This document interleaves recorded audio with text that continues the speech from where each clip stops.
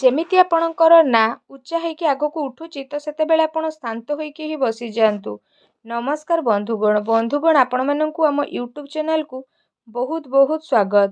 ଆଜିର ଏ ଜ୍ୟୋତିଷ କାର୍ଯ୍ୟକ୍ରମ ଆପଣଙ୍କ ପାଇଁ ବହୁତ ହି ଖାସ୍ ଆଉ ବହୁତ ହି ମହତ୍ତ୍ୱପୂର୍ଣ୍ଣ ବିଶେଷ ଭାବରେ ରହିବାକୁ ଯାଉଛି।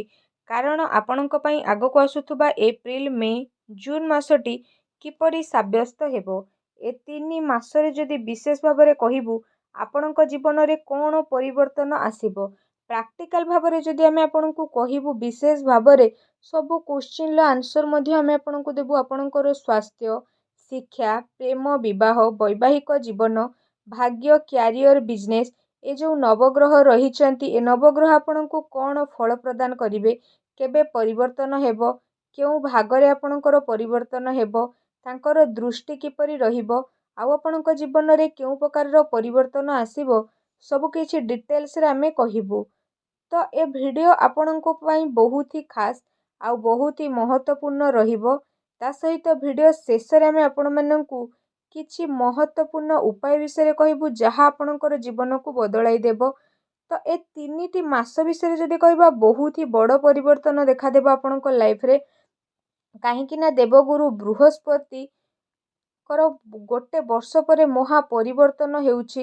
ଆପଣଙ୍କ ରାଶିରୁ 3rd ହାଉସରୁ ବାହାରିକି 4th ହାଉସକୁ ଯିବେ। ତ ଆସନ୍ତୁ ଜାଣିବା ଏ 3ଟି ମାସ ଆପଣଙ୍କର କିପରି ରହିବ। ଏ କାର୍ଯ୍ୟକ୍ରମ ଆପଣଙ୍କର ଜନ୍ମରାଶି ଚନ୍ଦ୍ରରାଶି ଉପରେ ଆଧାରିତ ଅଟେ। ତେଣୁ ସେ ଆଧାରରେ ଏ ଭିଡ଼ିଓକୁ ଆପଣମାନେ ନିହାତି ଭାବରେ ଦେଖନ୍ତୁ। ଏହା ସହିତ ଚ୍ୟାନେଲରେ ନୂଆ ଆସିଥିଲେ ଚ୍ୟାନେଲକୁ ସବସ୍କ୍ରାଇବ୍ ମଧ୍ୟ କରନ୍ତୁ, ଯାହାଦ୍ୱାରା ଆମେ ଏହିପରି ଭିଡ଼ିଓ ଯେବେ ବି ଅପଲୋଡ଼ କରିବୁ ତାର ନୋଟିଫିକେସନ୍ ଆପଣଙ୍କୁ ସର୍ବପ୍ରଥମେ ମିଳିବ। ସବୁଠାରୁ ପ୍ରଥମେ ଆପଣଙ୍କ ସ୍ୱାସ୍ଥ୍ୟ ବିଷୟରେ ଯଦି ଆମେ ବିଚାର କରିବା ତ ବିଶେଷ ଭାବରେ ଫାର୍ଷ୍ଟ ହାଉସ୍ ହୋଇଥାଏ ସ୍ୱାସ୍ଥ୍ୟର, ଯେଉଁଠି ଶନି ଆଉ ମଙ୍ଗଳ ଆପଣଙ୍କର ବସିଛନ୍ତି। ତ ଫାର୍ଷ୍ଟ ହାଉସରେ ଲର୍ଡ଼ ବନିଛନ୍ତି ଶନିଦେବ। ଫାର୍ଷ୍ଟ ହାଉସ୍ ହୋଇଥାଏ ଆମ ଇମ୍ୟୁନିଟି ସିଷ୍ଟମର। ତ ଶନିଙ୍କ ସହିତ ମଙ୍ଗଳ ଅଛନ୍ତି। ତ ମଙ୍ଗଳ ମଧ୍ୟ ଯେହେତୁ ରହିବେ ତ ଆପଣଙ୍କର ବହୁତ ବଡ଼ ପରିବର୍ତ୍ତନ ହେବ। ଶନି ମଧ୍ୟ ବିରାଜିତ ରହିବେ। ଶନି ଯେବେ ନିଜ ଘରେ ରହିଛନ୍ତି ତ ସ୍ୱାସ୍ଥ୍ୟ ସମ୍ବନ୍ଧିତ ଚିନ୍ତା କିଛି ବି ରହିବନି। କାରଣ ଯେବେ କୌଣସି ବି ଗ୍ରହ ନିଜ ଘରେ ରହିଥାଏ, ଶନି ଭଲ ସ୍ଥିତିରେ ଯେହେତୁ ରହିଛନ୍ତି ତ ପରିବର୍ତ୍ତନ ହେବ। ବୁଧ ଆପଣଙ୍କର 3rd ହାଉସରେ ଯେହେତୁ ରହିବେ ତ 10-15 ଏପ୍ରିଲରେ ଆପଣଙ୍କ ସ୍କିନ୍, ତ୍ୱଚା ରିଲେଟେଡ୍ ଇନଫେକ୍ସନ୍ ଭଳି ଖାଦ୍ୟପେୟ, ଷ୍ଟମାକ୍ ରିଲେଟେଡ୍ କିଛି ପ୍ରୋବ୍ଲେମ୍ ହେବ। କାରଣ ବୁଧ 5th ପଞ୍ଚମେଶର ଲର୍ଡ଼ ଅଟନ୍ତି। ତ ମେ ଆଉ ଜୁନ୍ ମାସରେ ଆପଣଙ୍କର ସ୍ୱାସ୍ଥ୍ୟର ସ୍ଥିତି ବହୁତ ଭଲ ରହିବ। କିଛି ବି ଚିନ୍ତା ଦେଖାଦେବ ନାହିଁ। ଯଦି ପାଠପଢ଼ା ବିଷୟରେ କହିବା ତ ବିଦ୍ୟାର୍ଥୀଙ୍କ ପାଇଁ କିପରି ରହିବ ବିଶେଷ ଭାବରେ ଏ 3ଟି ମାସ, ତ 5th ହାଉସ୍ ହୋଇଥାଏ ପାଠପଢ଼ାର ବିଶେଷ ଭାବରେ। ଆଉ 5th ଲର୍ଡ଼ ବନିଥାନ୍ତି ବୁଧ। ତ ଯଦି କହିବା ବୁଧ ଗ୍ରହ ଏଠି ଆପଣଙ୍କର 3rd ହାଉସରେ ରହିବେ, ତା ସହିତ 2nd ହାଉସକୁ ମଧ୍ୟ ଯିବେ, ତାପରେ ଆପଣଙ୍କର 1st ହାଉସକୁ ଆସିବେ, 5thକୁ ଆସିବେ। ତ ଯଦି ଏଠି ବିଶେଷ ଭାବରେ କହିବା ଷ୍ଟାର୍ଟିଂ ଟାଇମରେ ବିଶେଷ ଭାବରେ ଆପଣମାନେ ତରତର ହୋଇକି କିଛି ବି କାର୍ଯ୍ୟ କରନ୍ତୁ ନାହିଁ। କିଛି ବି ଡିସିସନ୍ ନେବା ପୂର୍ବରୁ ଆପଣ ବିଶେଷ ଭାବରେ ଭାବି ଚିନ୍ତିକି ଡିସିସନ୍ ନିଅନ୍ତୁ। ଆରମ୍ଭର ସମୟ ଆପଣଙ୍କ ପାଇଁ ବହୁତ ହି ପରିବର୍ତ୍ତନଶୀଳ ରହିବ। ଏକାଗ୍ରତା ଆପଣଙ୍କ ଭିତରେ ରହିବନି। ତରତର ହୋଇକି ଆପଣ କାମ କରିବେ। ପାଠପଢ଼ାରୁ ମନ ଆପଣଙ୍କର ହଟିପାରେ। କିନ୍ତୁ ଯଦି କହିବା ମେନ୍ ଆଉ ଜୁନ୍ ମାସ ଆପଣଙ୍କ ପାଇଁ ବହୁତ ହି ଭଲ ରହିବ। ଏକାଗ୍ରତାର ଲେବୁଲ୍ ଆପଣଙ୍କର ବଢ଼ିବ। ବୁଧ ପଞ୍ଚମ ଭାଗରେ ଯେହେତୁ ଆସିବେ ତ ମଙ୍ଗଳ ବୁଧଙ୍କର ପ୍ରବେଶ ଆପଣଙ୍କ ପାଠପଢ଼ା ରିଲେଟେଡ୍ ରେଜଲ୍ଟ ବହୁତ ହି ଭଲ ରେଜଲ୍ଟ ପ୍ରଦାନ କରିବ। ଲଭ୍ ରିଲେସନସିପ୍ ବିଷୟରେ ଯଦି ଆମେ ଆଲୋଚନା କରିବା ତ ପଞ୍ଚମ ଭାଗ ହୋଇଥାଏ ଆପଣଙ୍କର ପାଠପଢ଼ାର, ତା ସହିତ ଲଭ୍ ରିଲେସନସିପ୍ର ମଧ୍ୟ ହୋଇଥାଏ। ତ ପଞ୍ଚମେଶ ବୁଧ ଗୁରୁଙ୍କ ସହିତ ଶନିଙ୍କ ସହିତ ଯେହେତୁ ବସୁଛନ୍ତି ତ 7.5 ଏଠି ବନେଇବେ। ତ ଆପଣମାନଙ୍କୁ କିଛି କଥାର ଏଠି ଧ୍ୟାନ ରଖିବାକୁ ପଡ଼ିବ କି ମଙ୍ଗଳ ପୁରା 23 ଏପ୍ରିଲ ପର୍ଯ୍ୟନ୍ତ ରହିବେ। ଆଉ ଶନିଙ୍କ ସହିତ ମଙ୍ଗଳଙ୍କର ବସିବା ଗୋଟେ ଭଲ ସ୍ଥିତି ମନାଯାଏ ନାହିଁ। ତା ସହିତ ଆପଣଙ୍କ ଭିତରେ ଆଟିଟ୍ୟୁଡ୍ ଆସିବ, ଆପଣଙ୍କ ଭିତରେ ଜିଦ୍ଦିପଣ ମଧ୍ୟ ଆସିଯିବ। 23 ଏପ୍ରିଲ ପର୍ଯ୍ୟନ୍ତ ଆପଣ ଆପଣଙ୍କର ଲଭ୍ ରିଲେସନସିପ୍ରେ ଏଗ୍ରେସିଭ୍ ରହିବେ। ସର୍ଟ ଟେମ୍ପର ମଧ୍ୟ ଆପଣ ରହିପାରନ୍ତି ବିଶେଷ ଭାବରେ। କାହିଁକି ନା ଆପଣଙ୍କ ରାଶିରେ ଶନିଙ୍କର ପ୍ରଭାବ ବିଶେଷ ଭାବରେ ଦେଖିବାକୁ ମିଳିବ। ତ ବିଶେଷ ଧ୍ୟାନ ରଖନ୍ତୁ। ଛୋଟ ମୋଟ କଥା ଆପଣଙ୍କର ବହୁତ ହି ବଡ଼ ଘଟଣାରେ ପରିଣତ ହୋଇଯିବ। କେବଳ ଯଦି ଏଠି କହିବା 22-23 ଏପ୍ରିଲକୁ ଆପଣ ବିଶେଷ ଭାବରେ ମଙ୍ଗଳ ଫାଷ୍ଟ ହାଉସରୁ ଯେତେବେଳେ ଆପଣଙ୍କର ବାହାରି ଯିବେ ତ ସ୍ଥିତିରେ କେଉଁଠି ନା କେଉଁଠି ଆପଣଙ୍କର ପରିବର୍ତ୍ତନ ହେବ। ତା ସହିତ ବୈଚାରିକ ମତଭେଦ ଯାହା ସବୁ ଥିଲା ସେ ସବୁ ଠିକ୍ ହେବ। ସବୁଠାରୁ ଭଲ ମୌକା 15 ଜୁନ୍ ପରେ ଲଭ୍ ରିଲେସନସିପ୍ରେ ଆପଣଙ୍କର ସ୍ଥିତି ଭଲ ହେବ। ଯେଉଁମାନେ ରିଲେସନସିପ୍ରେ ନାହାନ୍ତି, ସିଙ୍ଗେଲ୍ ଅଛନ୍ତି, ରିଲେସନସିପ୍ ମିଳିବ। ବୈବାହିକ ଜୀବନ ବିଷୟରେ ଯଦି ଏଠି ଆମେ ଆଲୋଚନା କରିବା ତ 7th ହାଉସ୍ ହୋଇଥାଏ ବିଶେଷ ଭାବରେ ମ୍ୟାରେଡ୍ ଲାଇଫ୍ର।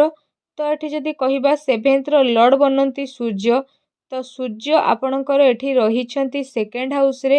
14 ଏପ୍ରିଲକୁ ସୂର୍ଯ୍ୟ ବିଶେଷ ଭାବରେ ଏଠି ଆସିବେ ତ ଉଚ୍ଚ ହୋଇଯିବେ ବିଶେଷ ଭାବରେ। ତ ସୂର୍ଯ୍ୟଙ୍କର ଉଚ୍ଚ ହେବା ଆପଣଙ୍କ ଲାଇଫ୍ ପାର୍ଟନର ପାଇଁ ବହୁତ ଭଲ ରହିବ। ତାଙ୍କ କ୍ୟାରିୟରକୁ ନେଇକି, ପର୍ସନାଲ ଲାଇଫକୁ ନେଇକି ବିଶେଷ ଭାବରେ ଯଦି କହିବା ପରିବର୍ତ୍ତନ ହେବ। କ୍ୟାରିୟରରେ, ପର୍ସନାଲ ଲାଇଫରେ ବହୁତ ହି ଭଲ ଗେନ୍ ମଧ୍ୟ ସେ ଆଗକୁ କରିବେ। ତା ସହିତ ଚାहे ତାଙ୍କର ବିଜନେସ୍ ବି ହେଉନା କାହିଁକି ବହୁତ ଭଲ ରହିବ। ମ୍ୟାରେଡ୍ ଲାଇଫ୍ ବିଷୟରେ କହିବା, ମ୍ୟାରେଡ୍ ଲାଇଫ୍ ବହୁତ ଭଲ ରହିବ। କିନ୍ତୁ ଶନି ଫାଷ୍ଟରେ ରହିଛନ୍ତି ତ ଆପଣଙ୍କ ଭିତରେ ଯେଉଁ ଛୋଟ ମୋଟ ଲଢ଼େଇ ଝଗଡ଼ା ଥିଲା ସେଗୁଡ଼ା ଦୂର କରନ୍ତୁ। ବାକି ସ୍ଥିତି ବହୁତ ଭଲ। ଯେଉଁମାନେ ଅନମ୍ୟାରେଡ୍ ଅଟନ୍ତି ତାଙ୍କର ଲଭ୍ ରିଲେସନସିପ୍ରେ ଆଗକୁ ବଢ଼ିବେ। ବାସ୍ କ୍ରୋଧ ଆଉ ଜିଦି ଠାରୁ ଦୂରେଇ ରୁହନ୍ତୁ। ଡମିନେଟିଂ ନେଚର ଆଦୌ ବି ଆପଣ ରଖନ୍ତୁ। କେବଳ ଏପ୍ରିଲ ମାସ ପର୍ଯ୍ୟନ୍ତ ଶନିଙ୍କ 7.5 ଚାଲୁଛି ତ ଶନି ନିଚର ପ୍ରଭାବ ଯେହେତୁ ପଡ଼ିବ ତ ଆପଣଙ୍କୁ ନେଗେଟିଭ୍ ରେଜଲ୍ଟ ମଧ୍ୟ ମିଳିବ। ତେଣୁ ଟିକେ ରିଲାକ୍ସ ହୋଇକି ଆପଣ କାମ କରନ୍ତୁ। କିନ୍ତୁ ଯଦି ଏଠି ଆମେ କହିବା ସୂର୍ଯ୍ୟ ଉଚ୍ଚରେ ରହିକି ଆପଣଙ୍କର 14 ଏପ୍ରିଲରୁ 14 ମେ ପର୍ଯ୍ୟନ୍ତ ରହିବେ ତ ବିଶେଷ ଭାବରେ ଯଦି କହିବା ବିଶେଷ ଭାବରେ ପଞ୍ଚମ ଭାଗକୁ ଗତି କରିବେ ତ ମ୍ୟାରେଡ୍ ଲାଇଫ୍ର ସ୍ଥିତି ଯେଉଁ ଠିକ୍ ଠାକ୍ ରହିଛି କେମିତି ରହିବ। 14-15 ମେରେ ଆପଣ ପ୍ରପର୍ଟିକି ନେଇକି, ଫ୍ୟାମିଲି ମେମ୍ବର୍ସକୁ ନେଇକି କିଛି ଛୋଟ ମୋଟ ପ୍ରୋବ୍ଲେମ୍ ଟିକେ ଦେଖାଦେବ। ତା ସହିତ 14 ମେରୁ 15 ଜୁନ୍ ବିଷୟରେ ଫ୍ୟାମିଲି ରିଲେସନସିପ୍କୁ ନେଇକି ବା ସନ୍ତାନଙ୍କର ପ୍ଲାନିଂକୁ ନେଇକି ସ୍ଥିତି ଆପଣଙ୍କର ଭଲ ରହିବ। ସବୁଠୁ ମହତ୍ତ୍ୱପୂର୍ଣ୍ଣ ବିଷୟ ଯଦି ଚର୍ଚ୍ଚା କରିବା ଭାଗ୍ୟ, କ୍ୟାରିୟର, ବିଜନେସ୍ କିପରି ରହିବ। 9th ହାଉସ୍ ହୋଇଥାଏ ଆପଣଙ୍କର ଭାଗ୍ୟର, ଲକ୍ର। ତ ଯଦି ଏଠି ଆମେ କହିବା ତ 10th ହାଉସ୍ ମଧ୍ୟ ହୋଇଥାଏ କ୍ୟାରିୟରର। ତ 9th ଲର୍ଡ଼ 10thରେ ଆପଣଙ୍କର ରହିବେ ତ ସ୍ଥିତିରେ ବହୁତ ବଡ଼ ପରିବର୍ତ୍ତନ ହେବ। ଶୁକ୍ର ମଧ୍ୟ ଉଚ୍ଚ ଫଳ ଏଠି ପ୍ରଦାନ କରିବେ। କିନ୍ତୁ 25 ଏପ୍ରିଲକୁ ଆପଣଙ୍କର ପରିବର୍ତ୍ତନ ଯେହେତୁ ହେବ ତ 25 ଏପ୍ରିଲ ପୂର୍ବରୁ ଭାଗ୍ୟ ଭଲ ନୁହଁ, ବହୁତ ହି ଭଲ ଆପଣଙ୍କର ରହିବ। କାରଣ ଶୁକ୍ର ଆପଣଙ୍କର ଉଚ୍ଚରେ ଯେହେତୁ ରହୁଛନ୍ତି ତ 25 ଏପ୍ରିଲ ପର୍ଯ୍ୟନ୍ତ ଭାଗ୍ୟ ଭଲ ରହିବ। 25 ଏପ୍ରିଲରୁ ନେଇକି 19 ମେ ପର୍ଯ୍ୟନ୍ତ ଭାଗ୍ୟରେ ଟିକେ କମଜୋରି ରହିବ କାରଣ ଶୁକ୍ର ଶତ୍ରୁ ଘରକୁ ଯିବେ। କିନ୍ତୁ ଯଦି ନବମ ଘରକୁ ଆପଣ ଦେଖିବେ ପରିବର୍ତ୍ତନ ତ ଆସିବ କିନ୍ତୁ କାର୍ଯ୍ୟ ଆପଣଙ୍କର ହୋଇଯିବ, କିନ୍ତୁ ଏତେ ଭଲ ଆପଣଙ୍କର ରହିବ ନାହିଁ। କାହିଁକି ନା 3rd ହାଉସ୍ ଯେଉଁ ହୋଇଥାଏ ଏହା ମଙ୍ଗଳଙ୍କର ଘର, ଶତ୍ରୁଙ୍କର ଘର ହୋଇଥାଏ। ତେଣୁ ଡିଲେ ଦେଖାଦେବ। ସେୟାର ମାର୍କେଟ, ଷ୍ଟକ୍ ମାର୍କେଟ ଏସବୁରେ ପଇସା ଲଗେଇବାକୁ ଚାହୁଁଛନ୍ତି, କୌଣସି ନୂଆ କାର୍ଯ୍ୟ ଆରମ୍ଭ କରିବାକୁ ଚାହୁଁଛନ୍ତି, ବଡ଼ କରିବାକୁ ଚାହୁଁଛନ୍ତି ତ 25 ଏପ୍ରିଲ ପୂର୍ବରୁ କରନ୍ତୁ ବା 19 ମେ ପରେ ଆପଣ କରନ୍ତୁ।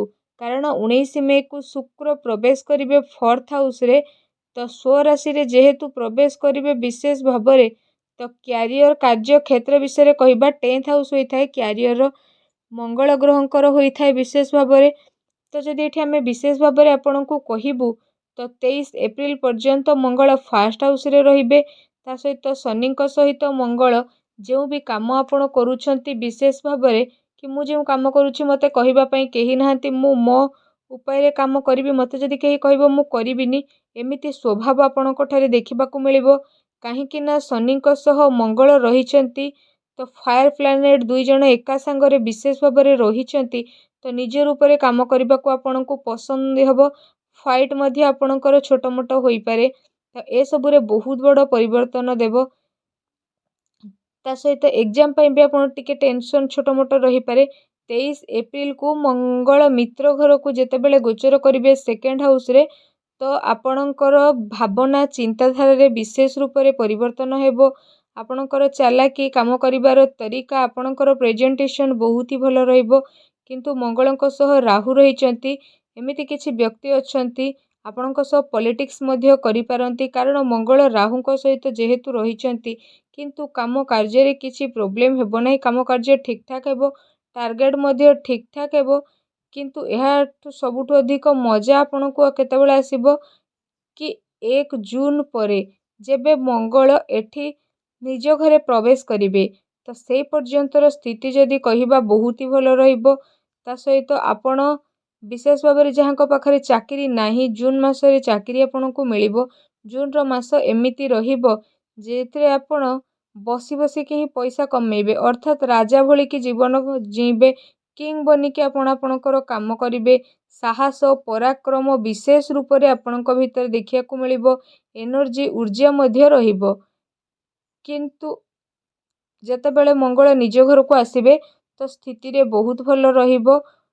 ତ ଆପଣଙ୍କର ବିଜନେସ୍ ବହୁତ ହି ଭଲ ଚାଲିବ। ବିଜନେସ୍ରେ ଆଗକୁ ମଧ୍ୟ ଆପଣ ବିଶେଷ ରୂପରେ ବଢ଼ିବେ। ତାପରେ ଆପଣଙ୍କୁ ସୁଖ ଶାନ୍ତି ମିଳିବ। ରିଲାକ୍ସ ହେଇକି ଆପଣ କାମ କରିବେ। ପାର୍ଟନରସିପ୍ର ସ୍ଥିତି ଭଲ ରହିବ। ଏ 3 ମାସ ବିଜନେସ୍କୁ ନେଇ ଭଲ ରହିବ। ପ୍ରତିଟି ସ୍ଥିତି ଆପଣଙ୍କ ପାଇଁ ଭଲ ରହିବ। ବାସ୍ ଆପଣ ଉପାୟ କରନ୍ତୁ। ଉପାୟ ସ୍ୱରୂପ ପକ୍ଷୀମାନଙ୍କୁ କିଛି ନା କିଛି ଖାଇବାକୁ ଦିଅନ୍ତୁ। ତା ସହିତ ସନ୍ଧ୍ୟାବେଳେ ଘିଅ ଦୀପ ବା ତେଲ ଦୀପ ପ୍ରଜ୍ୱଳନ କରନ୍ତୁ। ସବୁ ନକାରାତ୍ମକ ଶକ୍ତିର ବିନାଶ ହେବ, ଶୁଭ ଫଳ ପ୍ରାପ୍ତି ହେବ। ଭିଡ଼ିଓ କେମିତି ଲାଗିଲା କମେଣ୍ଟ କରିକି ଜଣାନ୍ତୁ। ଚ୍ୟାନେଲରେ ନ ଆସିଥିଲେ ଚ୍ୟାନେଲକୁ ସବସ୍କ୍ରାଇବ୍ ମଧ୍ୟ କରନ୍ତୁ। ଧନ୍ୟବାଦ।